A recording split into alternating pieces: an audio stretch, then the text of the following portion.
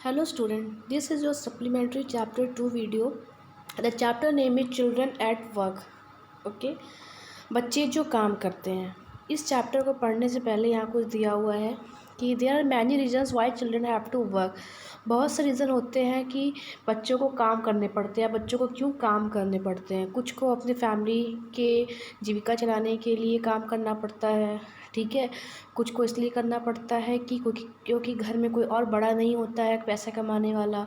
और कुछ ऐसे होते हैं जो अपने घर से भाग जाते हैं, ठीक है, तो उनको वहाँ जाके काम करना पड़ता है। और ऐसे बच्चे जो छोटे एज में ही आपके एज में ही काम करने लगते हैं, उन्हें आपके जैसे पढ़ने की और खेलने की अपॉर्चुनिटी नहीं मिल पाती है।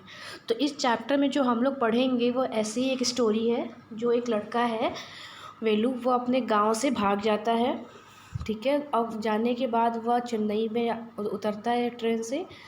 तो आइए देखते हैं कि उसके साथ क्या क्या होता है। यहाँ देखिए, फर्स्ट है वेलू जो है ये 11 साल का लड़का है जो घर से भागा हुआ है। और लगभग वो घंटों तक रोड पर, या मतलब कि घंटों समय उसको लग जाते हैं रेलवे स्टेशन पे पहुंचने में। जो मतलब उस रेलवे स्टेशन पे पहुंचने पे जहां उसे ट्रेन मिलती है चेन्नई तक पहुंचने के लिए, लेकिन उसके पास पैसे नहीं होते, इसलिए वो टिकट नहीं खरीद पाता है। वो बहुत थका हुआ और भूखा रहता है, और एक स्ट्रेंजर होने की वजह से उसे कुछ भी नहीं पता होता है कि वह कहाँ जाए और क्या करे। लेकिन उससे एक वर्ड सुनाई देता है, मतलब एक वॉइस सुनाई देती है, जैसा कि उसको फील होता है कि वो जो वॉइस सुनाई देती है वह उसका वेलकम कर रही है। तो आइए स्टोरी को और डीप में जानते हैं। देखिए, ये जो वेलू है ये चेन्नई जाता है, ठीक है। अपने गांव से कन्याकुमारी एक्सप्रेस पे बैठ के ये चेन्नई के स्टेशन पे जाता है, प्लेटफॉर्म पे उतरता है। वो जो प्लेटफॉर्म होता है वहाँ पे बहुत सारी ट्रेनें मूव कर रही होती हैं, ठीक है। और जो वेलू होता है वो ट्रेन में रहता है। उसके पास टिकट खरीदने के पैसे नहीं होते हैं, ठीक है। उसके पास क्या होता है, पुटिंग स्मॉल बंडल, उसके पास एक स्मॉल बंडल होता है, ठीक है। डाउन मतलब वो अपने आर्म्स के नीचे दबाया रहता है। वो 11 साल का बच्चा रहता है। और जब वो प्लेटफॉर्म पे पहुंचता है चेन्नई के, जितने लोगों को देखा रहता है तो वह बहुत घबरा जाता है। इतने लोगों को वो अपनी लाइफ में कभी नहीं देखा होता है। लोग यहाँ से वहाँ अपने सूटकेस को लेके यहाँ वहाँ कर रहे होते हैं, ठीक है। और क्या है कि जो उसके सूट मतलब इतना रस होता है वहाँ पे कि लोग एक दूसरे से धक्का खाते रहते हैं। तब तक एक कुली की आवाज़ उसको आती है साइड होने के लिए, तो वह साइड हो जाता है, ठीक है। फिर देखिए, मतलब मैंने ये बताया ना कि जो उन लोगों के लगेज होते हैं वो एक दूसरे से टच करते रहते हैं, सूटकेस से रगड़ खाते हो, कि वहाँ रस बहुत ज़्यादा होती है, ठीक है बेटा। और कुछ ऐसे होते हैं जो वहाँ झुंड बना के वहाँ पे एक हैंगिंग टीवी का मतलब ये हुआ कि टीवी लगी होती है, तो वहाँ पे उसको देख रहे होते हैं। वो जो वॉइस आ रही होती है वो वॉइस बहुत नॉइज़ जो बहुत टेरिबल होती है, कहने का मतलब है कि बहुत तेज़ होती है वो नॉइज़। और जो वेलू है वो प्लेटफॉर्म पर उतर के अपना जो हेड है वो अपने घुटनों पे रख के नीचे झुका के बैठा होता है। थका हुआ रहता है, भूखा रहता है, क्योंकि वो अपने गांव से 2 दिन पहले का चला हुआ रहता है। और इन 2 दिनों में वो कुछ भी नहीं खाया रहता है, बस कि कुछ मूंगफली के दाने और एक जैगरी मतलब गुड़ खाया होता है। और जो वो बंडल अपने आर्म्स के नीचे लिया रहता है, इसको मेन हिंदी में गठरी बोलते हैं। उसमें क्या रखा होता है, वो शर्ट, टॉवल और कॉम रखा होता है। और जब उसको पहले दिन अपने घर से स्टेशन जाना पड़ा, उससे बहुत लंबी दूरी तय करनी पड़ी ताकि वो चेन्नई के लिए कन्याकुमारी एक्सप्रेस ले सके। और देखिए यहाँ पे है कि उसके पास मनी नहीं होता है टिकट खरीदने का, तो वो और उसके लक बहुत अच्छा होता है कि जिस बोगी में जिस कंपार्टमेंट में वो बैठता है वहाँ पे टिकट कलेक्टर नहीं पहुँच पाता है, ठीक है। और उसी कंपार्टमेंट में वो एक जगह फ्लोर के पास सोने की कोशिश करता है, लेकिन वहीं पे कुछ लोग ग्रुप बना के पत्ते खेल रहे होते हैं, ताश खेल रहे होते हैं। और वो सारी रात इतने ज़ोर ज़ोर से ताश खेल रहे होते, चिल्ला रहे होते हैं कि वेलू सो भी नहीं पाता है, ठीक है। तो इसीलिए वो वहाँ टेबल पर स्टेशन पे बैठ के प्लेटफॉर्म पे अपना हेड नीचे करके बैठा रहता है। तब तक उसे आवाज़ सुनाई देती है, eh what a new to town eh. वो पूछती है कि ए शहर में नए हो। Called out a rough voice, उसे एक रफ वॉइस सुनाई देती है। वेलू अपना आँख ओपन करता है, आइस ओपन करके इधर उधर देखता है, उसे कोई दिखाई नहीं देता। मतलब कहने का है कि जो लोग उसको दिखाई देते हैं वो लोग अपने आप में बिजी रहते हैं। वेलू देख ही नहीं पाता और समझ नहीं पाता कि इतने भीड़ में उसे कौन बुलाया। फिर बोलते हे ए ही टर्न अराउंड, उसके बाद वह पीछे घूमता है अपने, ठीक है। बिहाइंड उसके पीछे एक लड़की होती है जो लगभग उसी के एज की होती है। और वह एक लॉन्ग बनियान पहनी होती है जो घुटने तक लंबी होती है। उसके हेयर कैसे होते हैं? स्टिफ एंड ब्राउन, इसका मतलब होता है सूखे कड़े भूरे कलर के होते हैं। और उसके पास एक ह्यूज सैक मतलब एक बोरा होता है, थैला होता है जिसके कंधे पे लगा होता है। वो क्या कर रही थी? वो प्लेटफॉर्म से डर्टी प्लास्टिक का जो चीज़ें थी उसको उठा रही थी। देखिए यहाँ पे एक सीन दिया हुआ है, ये प्लेटफॉर्म है, ठीक है। ये देखिए यहाँ वैल्यू बैठा हुआ है चेयर पे ऐसे, और एक लड़की आती है ऐसे नी तक बनियान पहने हुए, और ये देखिए झोला ली हुई है। यहाँ से ये जो प्लास्टिक की बॉटल वगैरह है या जो भी चीज़ें रबिश चीज़ें होती हैं इसको उठा के अपने झोले में भरती है। इनटू हर सैक का मतलब वो अपने बोरे में या थैले में, ठीक है। Why she is calling me, वो सोचने लगता है कि मुझे क्यों बुला रही है, और ये अगर ये लड़की है तो ये बनियान क्यों पहनी है, ठीक है। तो लड़की बोलती है कि ऐसे मूर्खता से मुझे देखना बंद करो, तुम्हारा नेम क्या है? तो जो मटर्ड वेलू का मतलब वेलू गुनगुनाते हुए बताता है कि मेरा नाम वेलू है। तो लड़की कहती है so Mister Velu looking at his bundle, उसके बंडल को देखते हुए, मतलब उसके पास जो बंडल रहता है उसको देखते हुए बोलती है घर से भाग के आए हो? जो वेलू है वो कोई रिप्लाई नहीं करता है, क्योंकि वह नहीं चाहता कि वह किसी स्ट्रेंज या किसी अजनबी लड़की को यह बताए कि वह घर से भाग के आया है, क्योंकि वह अपने जो उसके पापा थे बहुत ज़्यादा ड्रिंक करते थे, और ड्रिंक करने के बाद इन लोगों की बहुत पिटाई करते थे, मतलब कि वेलू की और उसके जो भाई बहन थे, ये लोग जो काम करके पैसे कमाते थे, वो जिसके पिता थे इन लोगों से छीन लेता था, और सारा पैसा क्या करता था? सिर्फ ड्रिंक करने में खर्च कर देता था, और ड्रिंक करने के बाद इन लोगों की बहुत पिटाई करता था। तो यही रीज़न था बेटा, देखिए कि वेलू अपने घर से भाग गया था, ठीक है। तो वो ये सब रीज़न मतलब उस लड़की को नहीं बताना चाहता। और वो लड़की कहती है कि ऐसा मत सोचो कि मुझे कुछ पता नहीं है, जिस जगह पे तुम हो ये जगह बहुत सारे बच्चों से भरा हुआ है जो तुम्हारे जैसे ही हैं। तो ये बताओ कि तुम यहाँ क्या करने आए हो, या यहाँ क्या कर रहे हो? यहाँ धनी बनने आए हो, अमीर बनने आए हो? इतना कहते हुए उसके बगल में बैठ जाती है। वेलू शिफ्टेड अवे स्लाइटली, मतलब थोड़ा सा सिकुड़ जाता है या अपने आप को समेट के थोड़ा बैठने की कोशिश करता है। He felt hunger pinching him in pressed his stomach, कहने का है कि उससे भूख इतनी लगती है कि वो अपने पेट को दबा रहा होता है, ठीक है। तो लड़की पूछती है तो तुम भूखे हो? और ऐसा मत सोचो कि तुम्हें यहाँ बैठे बैठे ही खाना मिल जाएगा, ठीक है, और मैं तुम्हारे लिए कुछ कर सकती हूँ। इतना कहने के बाद वो लड़की अपना सैक लेती है और चलना स्टार्ट कर देती है। लेकिन फिर भी जो वेलू होता है वो वहीं बेंच पे बैठा होता है, वो सोच रहा होता है कि मैं क्या करूं, उस लड़की को फॉलो करूं, उसके साथ जाऊं या यहाँ बैठे रहूं। तब तक वो लड़की उसकी आंखों से डिसअपियरिंग का मतलब होता है ओझल होने लगना, मतलब कि इतनी भीड़ होती है ना, रश होता है स्टेशन पे, तो धीरे धीरे उससे दूर जाने लगती है। उसको लगता है कि वह वो उस लड़की को वो देख नहीं पा रहा है, और इतना सोचते सोचते फिर वो दौड़ के जाता है और उस लड़की के साथ हो जाता है, ठीक है। वो सोचता है कि मेरे पास तो कोई आइडिया है नहीं कि मैं कहाँ जाऊँ, तो वो डिसाइड करता है कि उस लड़की के साथ ही हो जाएगा। लेकिन जो वो लड़की होती है वो पीछे टर्न होके मुड़ के देखती भी नहीं है कि वेलू वेलू उसके पीछे आ भी रहा है या नहीं आ रहा है, ठीक। तो ये पार्ट 1 कंप्लीट हुआ। अब देखिए ये पार्ट 2। पार्ट 2 देखिए। He caught up with the girl as he was living in the station, फिर वो लड़की के पास पहुंच जाता है जो स्टेशन को छोड़ के जाने वाली ही रहती है। दोनों साथ में रोड पे जाते हैं।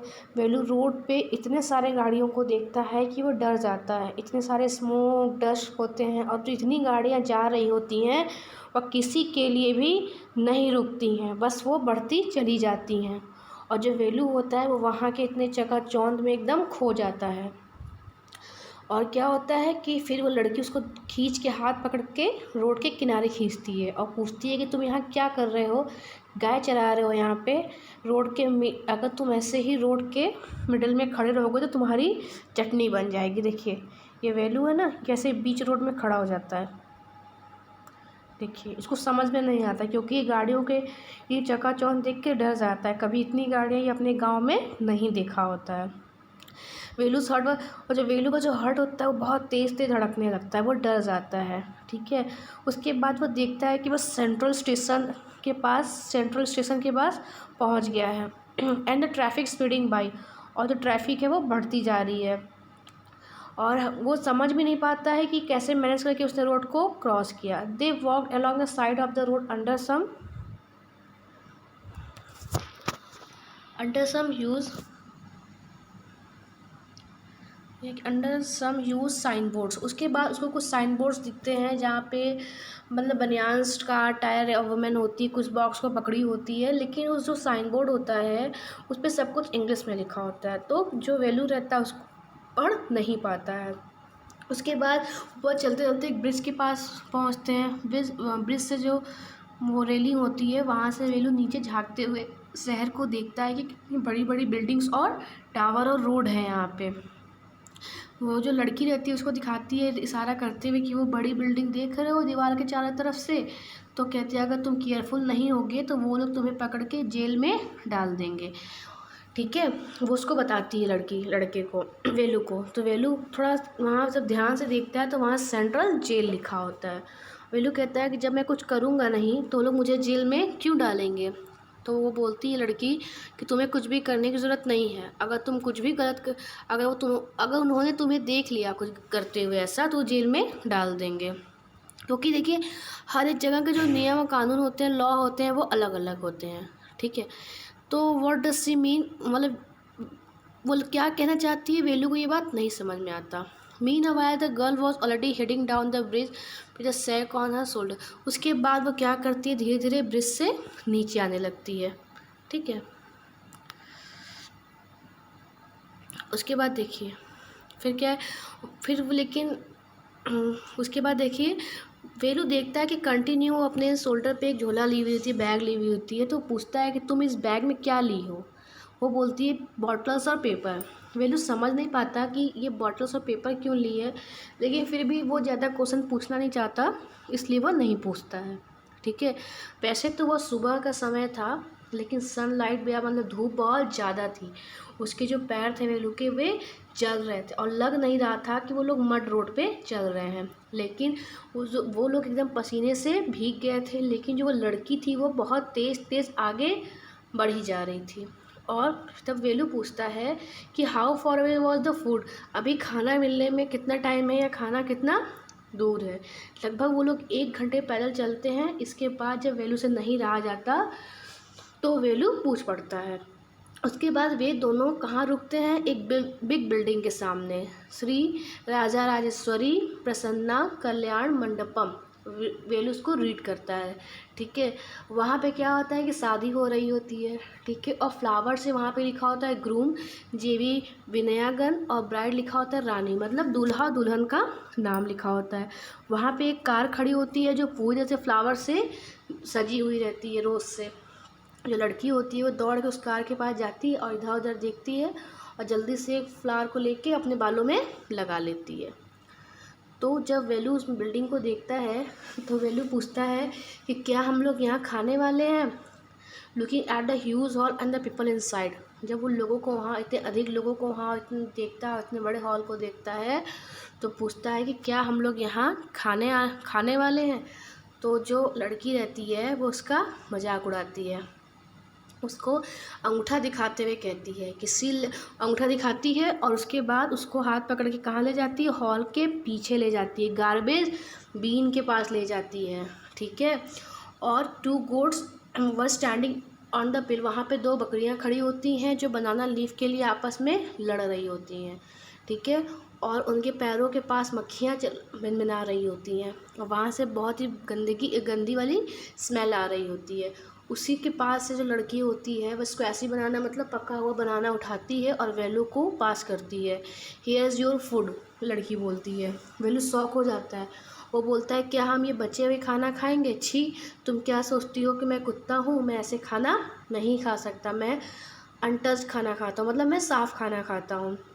और फिर उसके बाद वो उसको वड़ा भी फेंकती है कैच करने के लिए। वेलू उसको कैच कर लेता है और उसको बहुत गंदे नज़रों से देखता है। देखिए ये जगह देख रहे हैं, यहाँ 2 बकरियाँ हैं आपस में लड़ रही हैं, ये लड़की है, ये वेलू है, कैसे सामान फेंके पड़े, इसी में से वो निकाल के उसको खाने को देती है और बोलती है लड़की कि कमान हीरो इट इट, कि इसे खा लो, तुम क्या सोचते हो कि मुझे इसे खाना पसंद है। और क्या कहते हैं, I told you I will find, मैंने तुमसे कहा था कि मैं तुम्हारे लिए खाने का अरेंजमेंट व्यवस्था करूँगी, सो मैंने कर दिया, और मेरे पास और दूसरा खाना खरीदने के लिए पैसे नहीं हैं, ठीक है। और जब तक तुम्हारे पास पैसे नहीं आ जाते तब तक तुम इसे खा के ही काम चला लो। वेलू हेजिटेट तो होता है, लेकिन उसके पेट में दर्द होता है, इतनी तेज़ को भूख लगती है कि वह खा लेता है, ठीक है।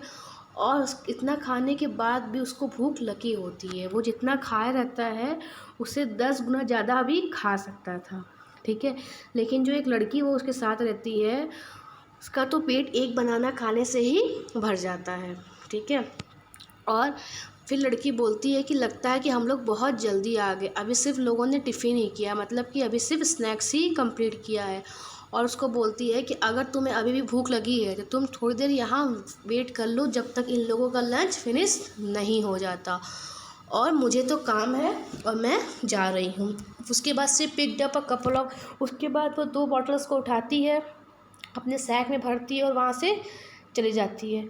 वेलू भी थोड़ा डरा हुआ रहता है, लेकिन फिर भी लड़की के पीछे पीछे चला जाता है। वह खाने के लिए वहाँ नहीं रहता, क्योंकि उसको पता नहीं रहता, कोई आइडिया नहीं होता है, ठीक है, कि वह कहाँ जाएगा, क्या करेगा। तो वो सोचता है कि अच्छा है कि उस लड़की को फॉलो करे, उसके साथ रहे।